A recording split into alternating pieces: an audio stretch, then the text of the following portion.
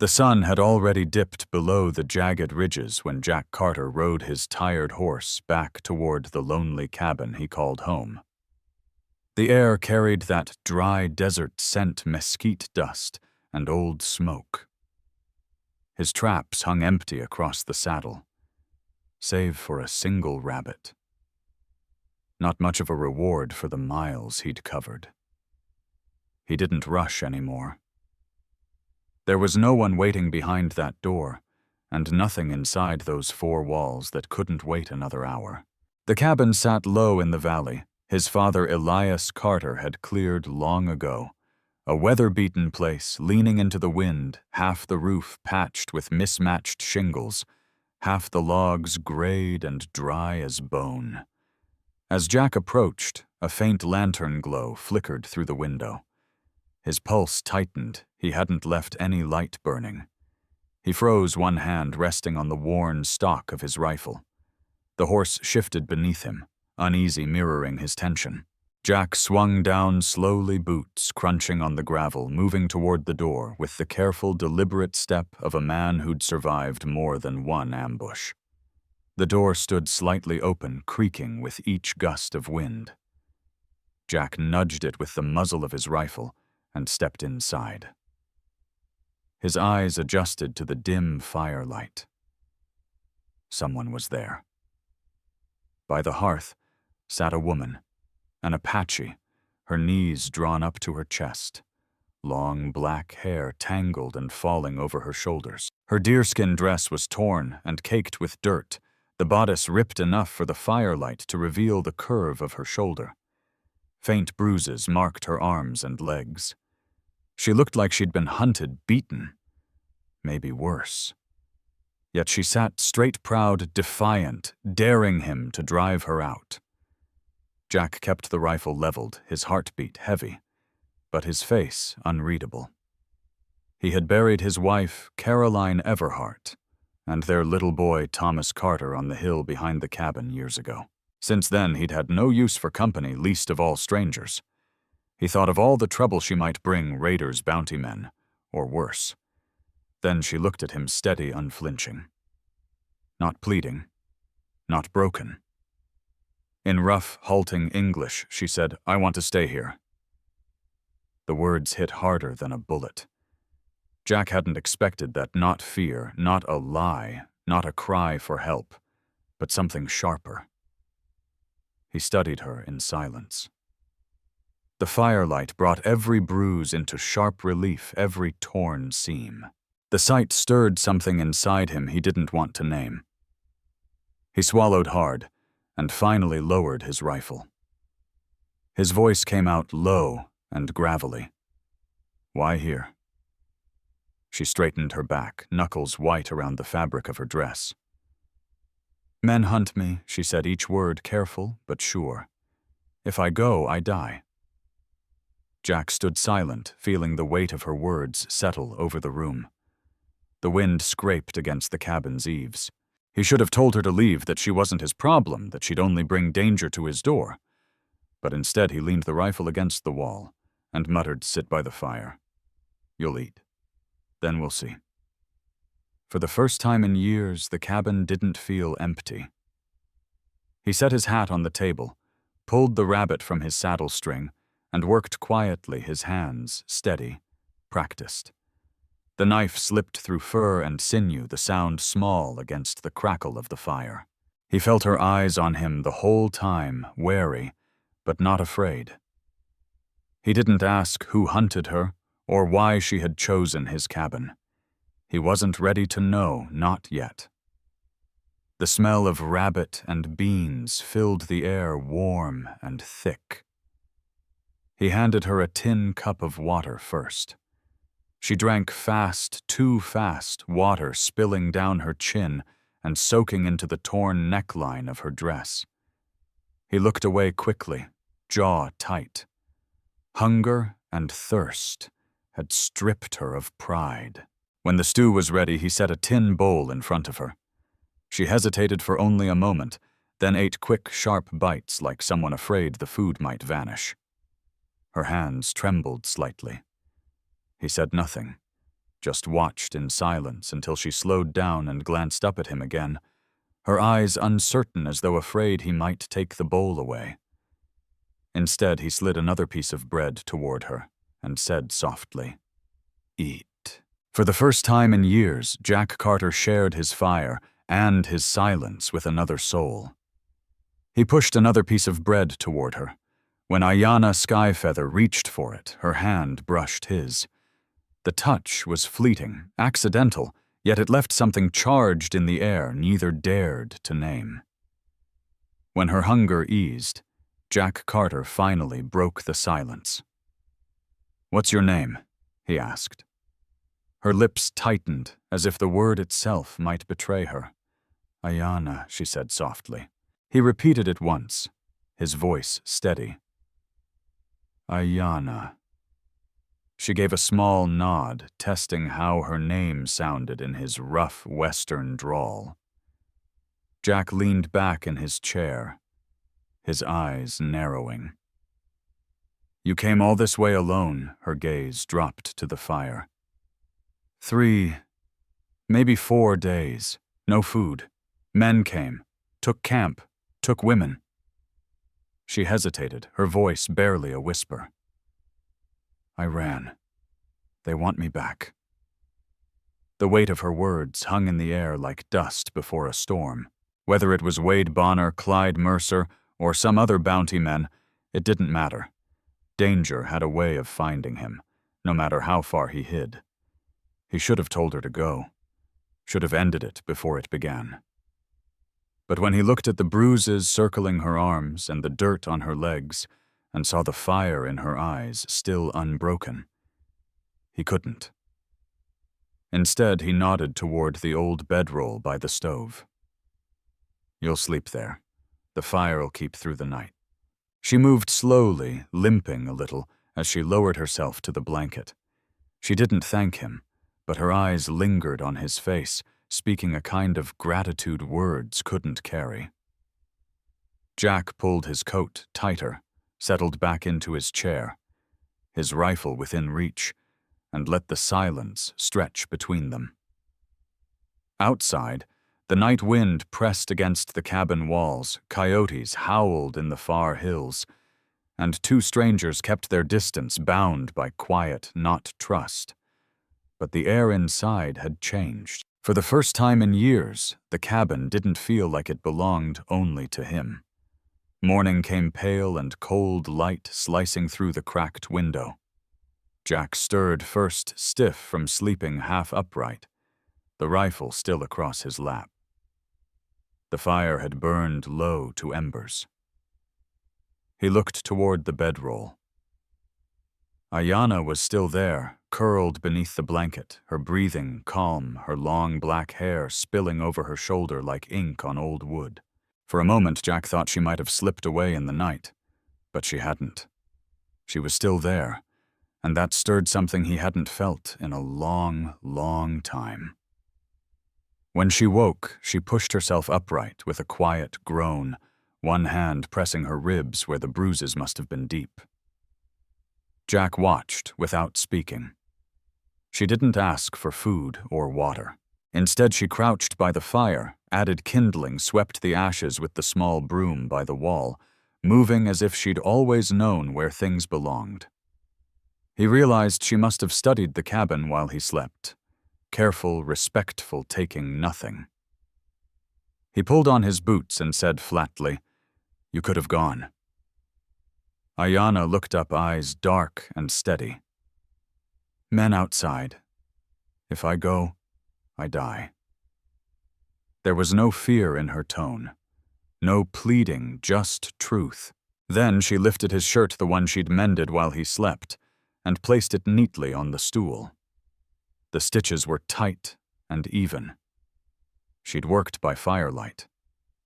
The sight of it stayed with him longer than he expected. He stepped outside into the cold air, split wood, until his arms burned, then carried it back in. She had already fetched water from the creek. Her dress hem was wet, her fingers red from the chill, but there was pride in her face, proof she wasn't there to be pitied. Without a word, He tossed her a rag to dry her hands. They shared the leftover rabbit stew in silence. Jack ate slowly, studying her as she dipped bread into the broth.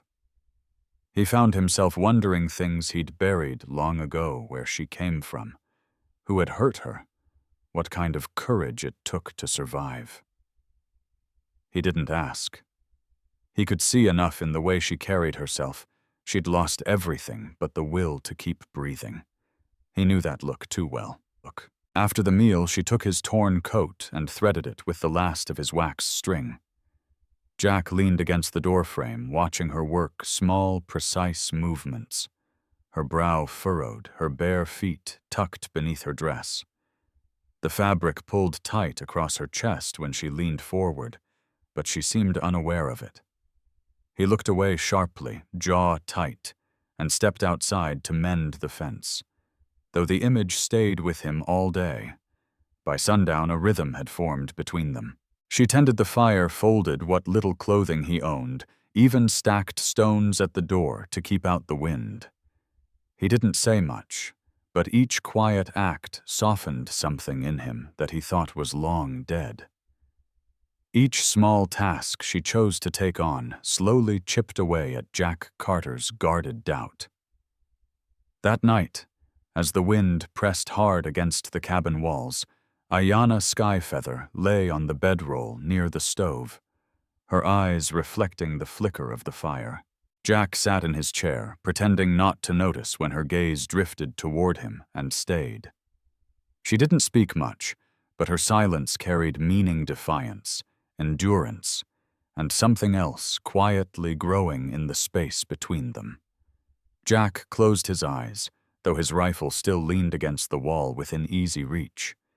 He didn't yet know if she would bring trouble, but one thing was clear: he wasn't ready to watch her walk out that door into the dark. The fourth day came gray and bitter clouds hanging low over the ridges, and a sharp chill cutting through the air. Jack left early to check his farthest trap line's rifle slung across his shoulder, but his thoughts stayed behind. For years, every step he took had been about survival, his days measured by the sound of his own boots and the echo of solitude. Now every mile he rode pulled against him. He couldn't help wondering if she'd still be there when he came back. When he returned at dusk, the lantern glowed through the window, steady and warm. The fire burned strong, the floor swept, and the scent of beans filled the cabin. Ayanna crouched by the hearth, stirring a pot with a wooden spoon. Her deerskin dress was patched with pieces of his old shirt, the torn neckline tied closed with rough stitches. She still bore the marks of her bruises, but her effort said she wasn't just surviving, she was claiming her place. When she looked up and saw he was alone, her shoulders relaxed. Without a word, she handed him a bowl of beans, their fingers brushing as she passed it. This time, neither of them looked away. They ate in silence, the only sound the scrape of spoons and the soft pop of the fire. Jack caught himself studying her, the steady way her hands moved, despite the scars, the faint mark at her temple, the stubborn line of her jaw. He wondered if she had anyone left in the world, if someone was still searching for her out there. But he didn't ask. He'd learned that some answers only deepened the ache. When the meal was done, she began to gather the dishes, but Jack stood first, taking them from her hands. "I'll wash," he said quietly, surprising even himself. She blinked, then nodded, wrapping the shawl around her shoulders. For a man who hadn't spoken more than a few words in months, it felt like a decision, not a habit. Later, when the wind rose again and the walls shuddered with the storm, Ayanna sat by the lantern mending his coat. Jack sat nearby, oiling his rifle. The two worked in the rhythm of silence thread, sliding through fabric metal against cloth, the fire crackling between them. When the coat slipped from her lap, she leaned forward to pick it up. The firelight traced the line of her collarbone, the faint curve of her chest where the fabric gaped. Jack's eyes lingered for a moment before he forced himself back to the rifle. She noticed. Her hands stilled, then resumed slower now. When their eyes met again, there was no shame in hers, only a question unspoken. Jack cleared his throat. "The men chasing you, they'll come here." She nodded once. "Maybe soon." He tightened the rifle strap jaw hard.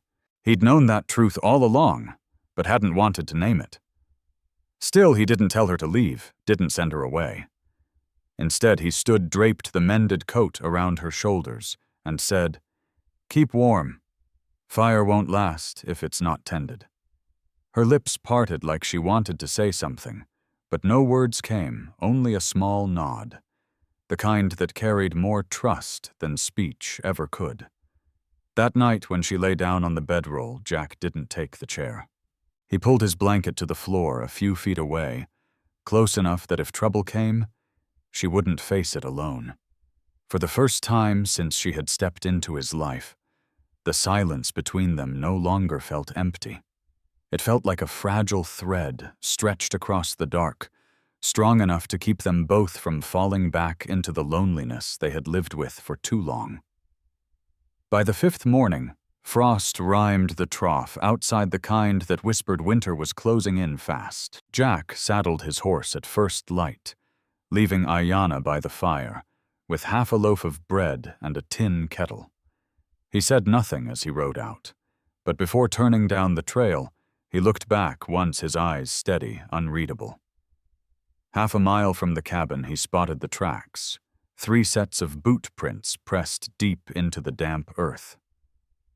Wade Bonner, Clyde Mercer, Levi Hart. They were close. Too close. They weren't his tracks, and they sure didn't belong to anyone from Fort Rock. Too fresh, too deliberate. Jack Carter crouched low, running a calloused hand over the prints, judging their weight and pace. Whoever made them carried rifles, and they weren't far off. He didn't follow. Instead, he turned back toward the cabin, the chill wind biting harder with every step. His jaw was set, his thoughts circling one grim truth. Ayanna Skyfeather had been right. Men were hunting her, and now they were close. When he pushed open the door, Ayanna looked up from where she sat, mending a tear in his old blanket. She caught the tension in his shoulders before he spoke, her body stiffening. "They're coming?" she asked quietly. Jack set his rifle against the wall and peeled off his gloves. "Boot tracks," he said, his voice low. 3 men, maybe more. Not here yet, but close. Her eyes fell to the blanket in her lap. For the first time since stepping into his home, her proud posture faltered. "They never stop," she murmured half to herself. "Always chasing, always taking back." Jack could have pressed her demanded names, reasons, every dark truth she carried. But the story was already written across her bruises and the hollow shadows beneath her eyes. He didn't need the details to understand the kind of cruelty that followed her. Whatever those men had done, they'd do it again if they caught her. He moved to the fire, adding another log. The flames flared up, painting the cabin in amber light. "You'll stay inside," he said firmly. "If they come, I'll deal with it." Ayanna lifted her gaze, studying him, as if trying to decide whether he meant it. After a long pause, she nodded. That evening, as dusk fell, Jack sat by the window rifle, resting across his knees. Ayanna moved quietly through the cabin, feeding the fire, folding the patched blanket, setting the kettle near the coals. At one point, she crossed to him and draped his old cavalry coat over his shoulders. The weight of it startled him more than the act itself. It had been years since anyone had offered him anything without asking for something in return. Her hand brushed the fabric, and for a brief second he felt the warmth of her skin through the worn wool. He looked up at her, then, not at the bruises, not at the dirt, but at the woman still standing despite it all. Something unspoken passed between them, fragile, but real. Night deepened. Jack kept his post by the window, eyes on the yard shadows shifting under the faint light. Ayanna lay on the bedroll, but sleep never came. Her eyes stayed fixed on the fire, sometimes on him, as if drawing strength from his stillness. For Jack, the hours stretched long, but they weren't empty like the nights he'd endured since burying Caroline Everhart and Thomas Carter. There was another heartbeat in the cabin now, another soul breathing in his silence, and whether he'd chosen it or not, it changed everything. He realized it with a clarity that made his chest tighten. If those men came, he wouldn't hand her over. Not to them. Not to anyone. The decision was made, though neither spoke it aloud. By the time the fire burned low, their silence had turned into something heavier, an unspoken bond forged in fear, trust, and quiet resolve. The storm rolled in sudden and hard, sweeping down from the north. Black clouds flattened the ridges, wind howling through the valley, rain coming fast and mean. Jack had patched that roof a dozen times, but the seams never held. Water began to drip through in steady lines, tapping the floorboards. He set a bucket under one leak, muttering curses under his breath, while Ayanna climbed onto a stool, pressing scraps of hide into the gaps. Her bare feet slipped once on the wet wood, and Jack caught her by the arm before she fell. For a heartbeat, she hung against him, her breath sharp, her body close, the soaked deerskin clinging to her skin. Heat surged through him like a spark in dry brush. He let go quickly, jaw tight, stepping back, as if her touch burned. She glanced at him, once said nothing, and climbed back up. Determined. Silent. Together they worked through the storm, his hammer beating steady outside, while she called out through the wind, patching what she could inside. By the time the rain eased, both were drenched hair, dripping clothes heavy. The fire hissed weakly in the hearth. Jack stripped off his coat, tossed it near the flames, and raked a hand through his wet hair before turning toward her. Ayanna Skyfeather knelt close to the fire, her soaked dress clinging to her skin as steam curled upward, catching the glow of the flames. The seams had torn again during the storm, pulling open across her chest, revealing more of her than she seemed aware of. Her hands trembled slightly as she fed kindling into the fire, her dark hair sticking to her cheeks. Jack Carter turned his face away, forcing his attention on the rifle propped against the wall. After so many years living without another soul beside him, every detail of her presence struck deeper than it should, the line of her collarbone, the slow rise and fall of her chest, the quiet strength in her silence. Anyone watching might have wondered why he didn't demand answers, who the men were, what she'd done to earn their wrath, why she had risked his home. But Jack already knew. She was running from more than hunger. She was fleeing men who saw her as property. The storm hadn't washed that truth away. It had only forced them closer.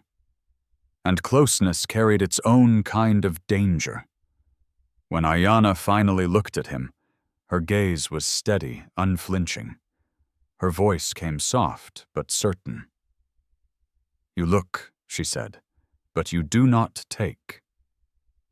Jack froze. The words struck harder than any bullet. His throat tightened before he managed to answer. "You're safe here," he said quietly, voice low and rough. She studied him for a moment, then turned back to the fire, pulling his old blanket tighter around her shoulders. The storm battered the cabin for hours, but the silence between them had changed. It was no longer the wary quiet of two strangers. It had weight now, something that settled between them and refused to move. That night, Jack didn't sit in his usual chair by the window. He spread his blanket on the floor near the hearth, close enough that if boots sounded in the yard, She wouldn't face it alone. Ayanna lay with her back to him, the firelight tracing the curve of her shoulder. He could see the slow rhythm of her breathing, the faint shiver when she drew the blanket up to her chin. He stared at the ceiling, listening to the rain ease, and realized there was no turning back. Whatever had begun between them had taken root quiet but unshakable. Neither of them would deny it. When morning came, fog rolled low over the valley damp air, clinging to the boards of the cabin. Jack stepped outside at first light, boots sinking in the soft earth, and his gut tightened. Boot tracks, leading up the ridge and circling near the creek. They hadn't left. They'd been watching all night. He crouched to study the prints, 3, maybe 4 men. Armed. Careful. Patient. Wade Bonner. Clyde Mercer. Levi Hart. Rufus Lane. He knew their kind. When he returned inside, Ayanna was already awake, sitting cross-legged by the fire, with his coat wrapped around her shoulders. She saw the look in his eyes, and didn't ask. "They're close," she said quietly, almost like a confession.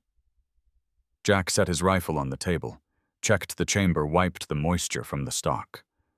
Closer than before, he muttered, "If they think you're in here, they'll come." Silence held for a long moment, the fire snapping in the hearth. Any other man might have sent her away, pushed her toward the ridges away from his home. But Jack had made his choice the night before when he'd laid his blanket near hers. Sending her out now would have been no different than pulling the trigger himself. He met her eyes. "You'll stay here," he said firmly. "I won't hand you over." Her lips parted, disbelief flickering across her face. No one had ever promised her that before. Slowly she nodded, clutching his coat tighter around her shoulders. Jack took his place near the window rifle across his knees, watching the shifting fog outside. Ayanna moved quietly, tending the fire, keeping her hands busy to hide the tremor in them. She tore the last of the bread into small pieces, boiled water, and set half beside him. When she knelt to place the cup within reach, her shoulder brushed his arm. He didn't pull away. By midday, voices carried through the mist, rough, careless, laced with curses. They were close now, no more than 20 yards away, combing the brush. Ayanna froze by the fire, her breath catching, eyes wide with remembered terror. Jack raised a finger to his lips, motioning her down. She slipped behind the table, trembling, her eyes locked on his. Outside, one voice called her name, mocking, drawn out. Another laughed, harsh and sharp as broken glass. Jack's grip tightened on his rifle. Jack Carter kept his rifle trained on the tree line, breath-steady jaw locked tight, every muscle wound like a spring. If they forced their way through that door, he'd fire without hesitation. But after a long, tense stretch, the voices began to fade, first to murmurs, then to nothing. The woods swallowed them whole. He stayed at the window until even the echoes died. Only then did he lower the rifle, his shoulders loosening in a rough exhale. When he turned, Ayanna Skyfeather was still crouched on the floor, her wide eyes fixed on him. She rose carefully, his coat slipping from her shoulders as she stepped closer. Her hand trembled before she touched his arm, hesitant, yet certain. It was the first time she'd reached for him, without fear or necessity. "You keep me alive," she whispered, her voice shaking between gratitude and something deeper. Jack didn't answer. He just stood there, letting her lean against him, her head resting lightly against his chest. For years he'd carried silence like a burden heavy as the grief buried on the hill behind the cabin. But in that moment the quiet between them felt different, shared alive. That night he didn't take the chair by the window. He pulled his blanket to the floor near hers, close enough to hear her breathing steady as she drifted to sleep.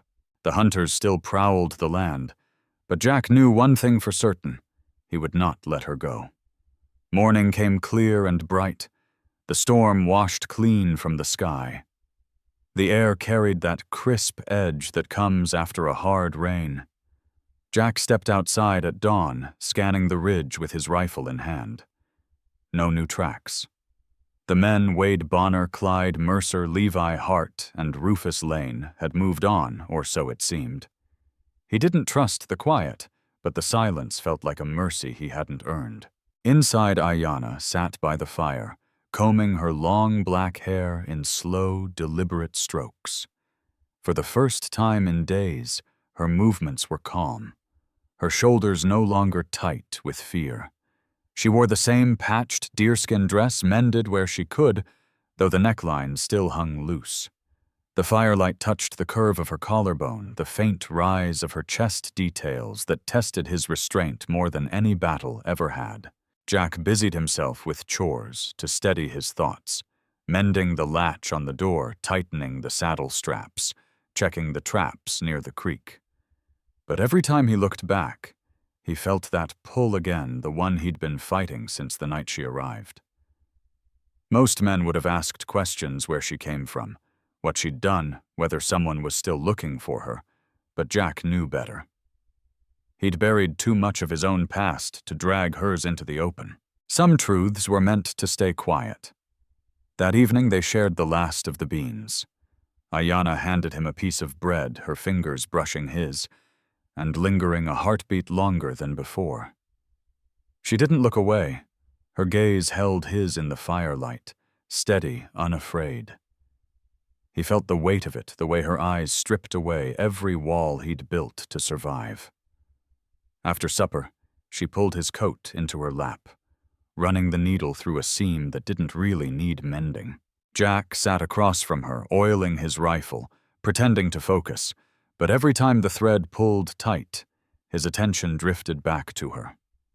Her dark hair fell across her face, and she brushed it away in a quiet, graceful motion. The silence between them wasn't empty anymore. It was thick, charged, alive. When the fire burned low, Ayanna set the coat aside and rose. Barefoot, she crossed the floor to him, each step measured certain. She stopped close enough that he could feel the warmth of her body. Her voice came soft, almost a whisper. "I stay because I choose." The words hit him harder than he expected. She wasn't asking for safety. She was claiming her place. Jack set the rifle aside and stood. They faced each other in the dim glow, the fire snapping low. He lifted a hand, brushed her arm, then her cheek. She didn't flinch, just drew a breath, her lips parting slightly. The kiss came slow, unhurried, natural. A quiet breaking of everything they'd been holding back, fear, longing, trust, spilling into that one moment. Her hands found his chest, clutching his shirt like an anchor. When they finally parted, she stayed close, her forehead resting against his. Her voice was soft, but sure. No more running. Jack's hand lingered along her jaw, his voice rough, but steady. No more. That night, she didn't take the bedroll by the stove, and he didn't spread his blanket on the floor. They sat side by side until the fire sank low, the silence between them no longer a wall, but a promise, something wordless, fragile, and real. The days that followed settled into a rhythm Jack Carter hadn't known in years. The land remained harsh, the wind sharp with the promise of winter, but the cabin no longer felt hollow. Ayanna Skyfeather rose with him each morning, tending the fire before dawn, combing her long dark hair with calm, deliberate strokes, as if she finally knew where she belonged. She mended his shirts with scraps of cloth, patched the old blanket until it looked whole again, and cooked beans without needing to ask where the salt was kept. Every act was quiet, certain each one anchoring her more deeply into his life. Jack found himself watching her as he worked the yard, fixing the fence, hauling wood from the ridge. She moved with quiet purpose, fetching water, sweeping the floor, arranging his few belongings, as if order itself were a kind of comfort. Anyone watching might have wondered if she still feared the men who had hunted her, or if he still expected them to return. The truth was simple. His rifle stayed close, his eyes sharp, yet no new tracks ever appeared. The hills remained silent. The danger had passed. What remained now was choice. One evening, frost silvered the ground, and the firelight painted warm patterns on the walls.